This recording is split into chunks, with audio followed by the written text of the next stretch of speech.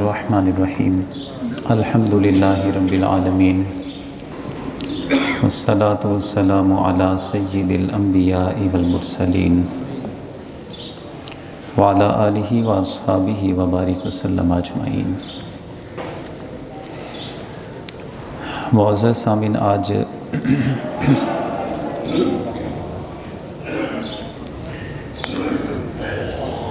اس موضوع پر کچھ دینی تعلیمات ہیں، سمجھیں گے کہ ہم جس انسانی معاشرے میں رہتے ہیں، زندگی گزار رہے ہیں،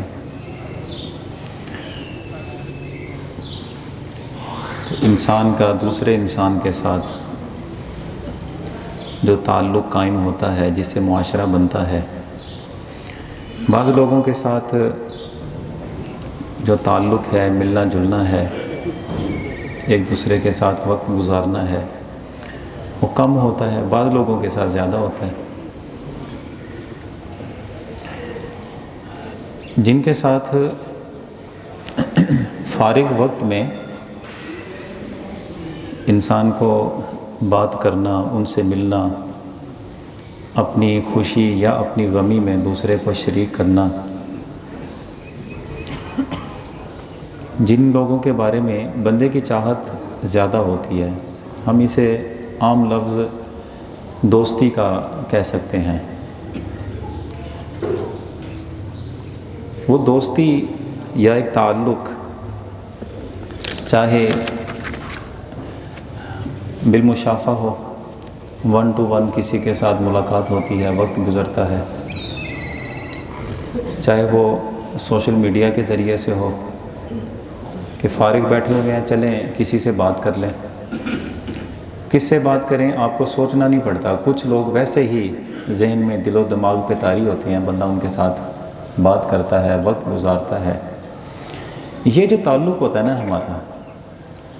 جسے یاد نہیں رکھنا پڑتا،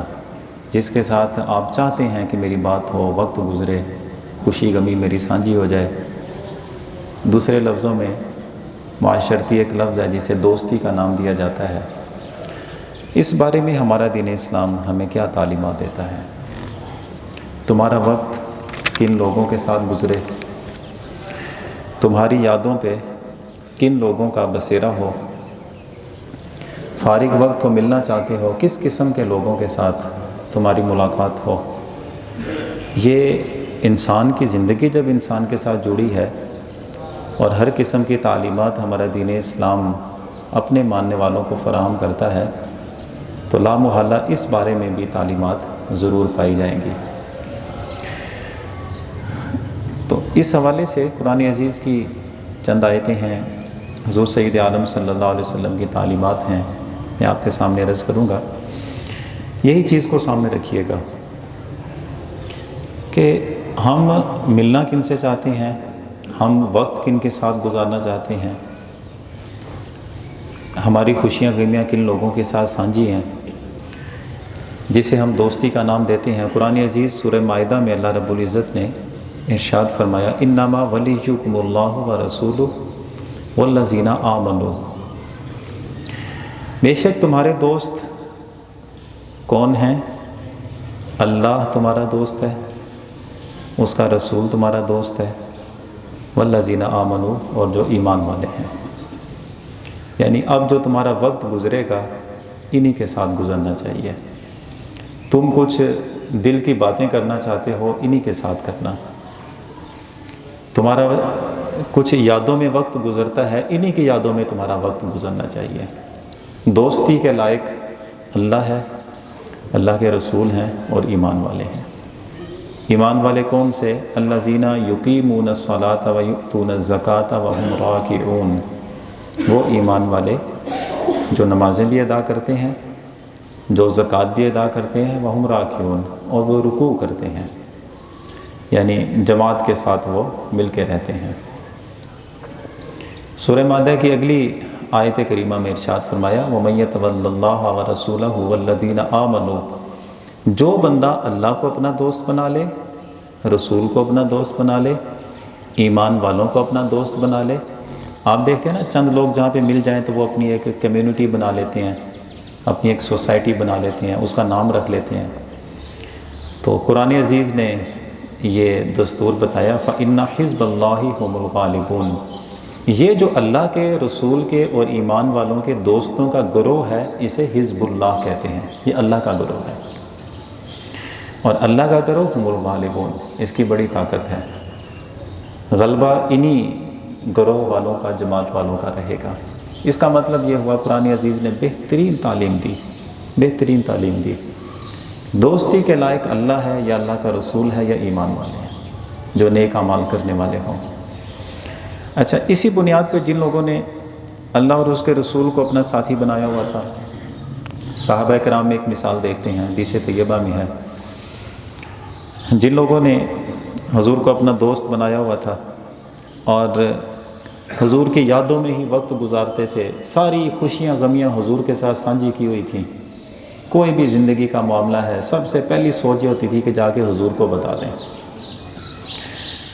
اچھا، ان میں حضرت سعد ابن ابی وقاص رضی اللہ تعالیٰ عنہ یہ روایت بیان کرتے ہیں، ایک حدیث کی تفسیر میں یہ بات آ گئی، کہتے ہیں کہ میں حضرت عبداللہ ابن مسعود، قبیلہ حذیل کا ایک آدمی تھا، وہ ہو گیا، حضرت بلال حبشی، مزید 2 لوگ اور بھی تھے، ہم نہ حضور کے ساتھ بیٹھ کر باتیں کیا کرتے تھے۔ تو ہمارے نبی کریم صلی اللہ علیہ وسلم نے جب مشرکین کو اسلام کی دعوت پیش کی تو مشرکوں نے یہ شرط رکھی کہ ہم لوگ اس وقت آپ سے ملنے آیا کریں گے یا جس وقت ہم آپ کے پاس آئیں، نہ تو سعد ابن ابی وقاص ہونا چاہیے، نہ عبداللہ ابن مسعود ہونا چاہیے، نہ بلال حبشی ہونا چاہیے، نہ دیگر افراد جن کا روایت میں ذکر ہے، یہ والے بندے آپ کے پاس نہیں ہونے چاہیے۔ اچھا، ان لوگوں کی کیفیت کیا تھی؟ انہوں نے اپنی ساری خوشیاں غمیاں ہر قسم کی باتیں حضور کے ساتھ منسوب کی ہوئی تھی، سب کچھ ہمارا حضور ہے۔ اب یہ جو میں نے پہلے دونوں آیتیں پیش کی نا، دوستی کے لائق اللہ اور اس کا رسول اور ایمان والے، جن لوگوں نے ان آیتوں پہ عمل کر کے اپنی دوستیاں ساری اللہ رسول کے لیے، ایمان والوں کے لیے بنا دیں، اب یہاں پر ان کی بات ہو رہی ہے کہ مشرکوں نے یہ شرط رکھ دی کہ ہم نبی سے اس وقت ملنے آئیں گے جب یہ لوگ نہ ہوں، یا جس وقت ہم آ جائیں تو پھر یہ نہیں ہونے چاہیے۔ تو قرآن عزیز نے اس مقام پہ ارشاد فرمایا، سورہ انعام کی آیت نمبر 52 ہے، وَلَا تَطْرُدِ الَّذِينَ يَدْعُونَ رَبَّهُمْ بِالْغَدَاةِ وَالْعَشِيِّ يُرِيدُونَ وَجْهَهُ۔ اے نبی، یہ جو مشرکوں نے شرط رکھی ہے کہ یہ لوگ نہیں ہونے چاہیے، اے نبی، جو لوگ صبح و شام اپنے رب کی یاد میں گزارتے ہیں، اس کی عبادت میں گزارتے ہیں، یریدون وجہ، ان کے پیش نظر صرف اللہ کی رضا اور خوشنودی ہے، سارا کچھ انہوں نے اللہ کے لیے قربان کر دیا، اسی کی طرف نچھاور کر دیا، تو اے نبی ان سے آپ منہ نہ موڑ لیجئے گا، اس لیے کہ انہوں نے جب سارے تعلقات آپ کے ساتھ قائم کر لیے ہیں تو اب آپ کی شان یہی ہے کہ آپ بھی ان کے ساتھ اسی طرح ان کو اپنے ساتھ جوڑ کے رکھیں، انہیں دور نہ کیجیے گا۔ وَلَا تَعْدُ عَيْنَاكَ عَنْهُمْ تُرِيدُ زِينَةَ الْحَيَاةِ الدُّنْيَا، اور یہ دنیا کی رنگینیاں، بظاہر یہ مشرکوں کے پاس بڑی طاقت ہے، بڑا مال دولت ہے، لیکن اس کی طرف توجہ کرتے ہوئے یہ جو آپ پہ جان قربان کرنے والے ہیں، ان سے آنکھیں آپ پھیر نہ لیجئے گا۔ اس کا مطلب یہ ہوا کہ اللہ اور اس کے رسول کے ساتھ جس بندے کا دلی رجحان لگ جاتا ہے نا، تو اللہ اور اس کے رسول بھی اس بندے کو ادھورا نہیں چھوڑتے۔ وہ اگر دوستی اپنی قائم کر لیتے ہیں تو اللہ اور اس کے رسول بھی اپنی دوستی نبھاتے ہیں۔ آپ نہیں دیکھتے دنیا میں آپ کسی کے ساتھ کوئی تعلق قائم کر لیتے ہیں، مشکل وقت میں آپ کہتے ہیں کہ یار منہ پیار بنیا ہوا ہے، خوشی غمی سانجھی ہے، اوکھے ٹائم چھڑتا لوکی کی کہیں گے۔ مطلب انسانوں کے اندر اگر اتنی ہمدردی ہے کہ دوستی کا بھرم رکھتے ہیں، تو جس نے اللہ اور اس کے رسول کے ساتھ دوستی قائم کر لی اسے تو کبھی بھی رسوا نہیں ہونے دیں گے۔ اس لیے اللہ تعالیٰ نے ایک اور مقام پہ ارشاد فرمایا کہ یا ایھا الذین آمنوا اتقوا اللہ وکونوا مع الصادقین، اے ایمان والو اللہ سے ڈرو، اور جو سچے لوگ ہیں نا، سچے لوگ، زبان کے سچے، عمل کے سچے، جو اللہ اور اس کے رسول کے ساتھ وعدے کر چکے ہیں، وہ وعدے پورے کرنے والے لوگ ہیں، سچے لوگ ہیں، ان لوگوں کے ساتھ تم دوستی بناؤ، ان کے ساتھ رہا کرو۔ کیونکہ اللہ چاہتا ہے کہ جس طرح اللہ جل شانہ نے احکامات دیے ہیں، جو لوگ اس پہ عمل کرتے ہیں ان کا گروہ چونکہ اللہ کو اچھا لگتا ہے، اس لیے ان لوگوں کے ساتھ مل کے رہنا چاہیے۔ اور ہم اگر جاتے ہیں اس کو مزید سمجھنے کے لیے، حضرت صدیق اکبر رضی اللہ تعالیٰ عنہ کو دیکھیں، دوستی یہ دوستی ہوتی ہے۔ حضور نے فرمایا کہ پیغام ملا، صرف ان کو پیغام ملا کہ میں معراج کے لیے گیا ہوں، ابو جہل کے ذریعے سے پیغام ملا کہ تمہارے دوست یہ کہتے ہیں کہ معراج پہ گیا، راتوں رات یہ سفر کیسے ہو جاتے ہیں؟ دوستی کا حق یہ ہوتا ہے کہ جب پتہ لگ گیا کہ میرے دوست نے فرما دیا کہ میں راتوں رات گیا ہوں تو انہوں نے مان لیا میں گیا ہوں، اور کیا ہے مقام صداقت اس سے مل گیا ان کو۔ اسی طرح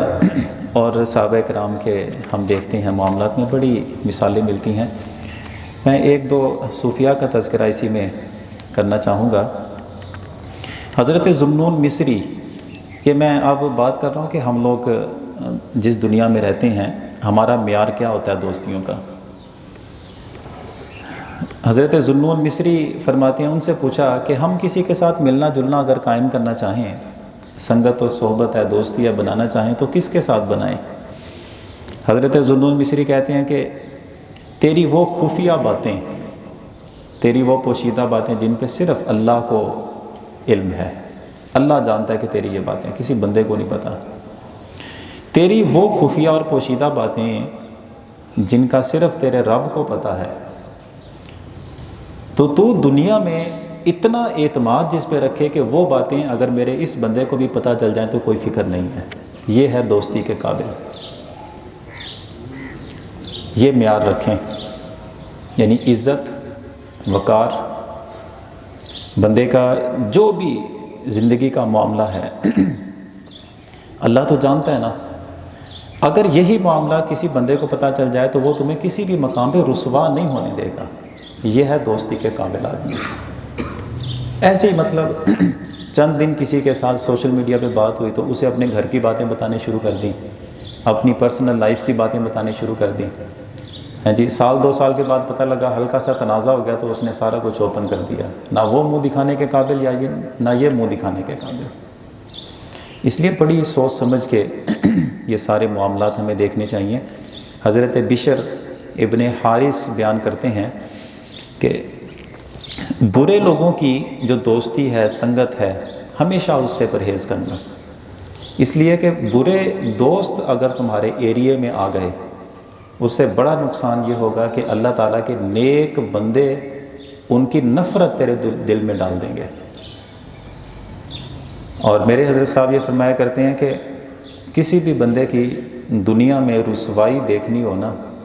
یا یوں کہہ لیں کہ اللہ جب کسی بندے کے ساتھ یہ ارادہ فرما لے کہ اسے رسوا کرنا ہے، اسے دھتکارنا ہے، اسے ذلیل کرنا ہے، تو دنیا میں اس کا نظارہ یہ ہوتا ہے کہ اللہ تعالیٰ اپنے نیک بندوں کی نفرت اس بندے کے دل میں ڈال دیتا ہے۔ تو جس بندے کی زبان سے ہمیشہ نیک لوگوں کی نفرت والے لفظ نکلیں، اس کے دل میں نفرت پائی جائے، سمجھ لیں کہ بدترین انسانوں میں بدترین انسان یہ شخص ہے، اور ایسے لوگوں کی سنگت سے ہمیشہ اپنے آپ کو بچا کے رکھنا چاہیے۔ آخر میں عرض کروں، حضور سید عالم صلی اللہ علیہ وسلم نے اپنی چاہت بیان کی، اپنی چاہت آپ نے فرمایا کہ میرے قابل رشک دوست وہ ہیں جو مسلمان ہو، جس کے پاس دنیا کا ساز و سامان اگرچہ کم ہو لیکن نمازوں کا وافر حصہ اس کے پاس موجود ہو، یعنی نمازی آدمی ہو، اور دنیا میں کوئی خاص اس کی شہرت نہ ہو، اس لیے کہ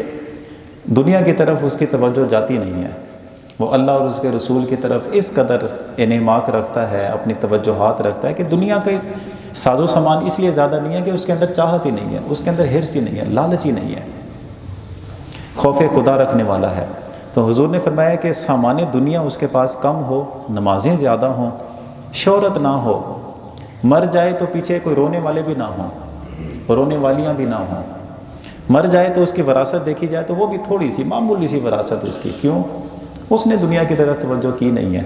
حضور نے فرمایا کہ میرے قابل رشک یعنی میری چاہت والے جو دوست ہیں وہ ایسے ہی دوست ہیں۔ کیوں؟ لالچی آدمی کے ساتھ آپ بیٹھیں گے،